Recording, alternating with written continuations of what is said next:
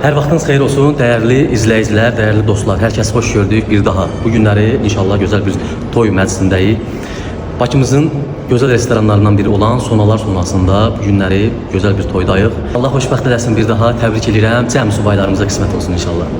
Gözəl sənətkar Əsəd Heydərov, Qarabağın ulduzu, fəxrisən, xoş gəlmişsən. Var ol Leyla xanım, var ol. Ramin bəy və Fidan xanım, bir daha xoşbəxt olasınız.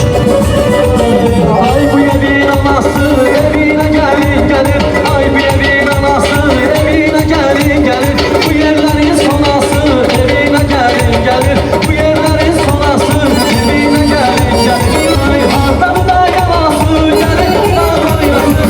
Oyna oyna yana, oyna oyna. Ne durursa yana, oyna oyna. Yetti yavrum bir kızı, sen gelme pay isterim. Bak böyle bir toy isterim. Bu kız, sana dermandı bu kız. Bana yetip, seni çoktandı bu kız. Geçengi yoktu, senden geçengi.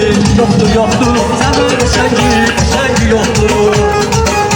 Sizden geçengi yoktu, eşk olsun.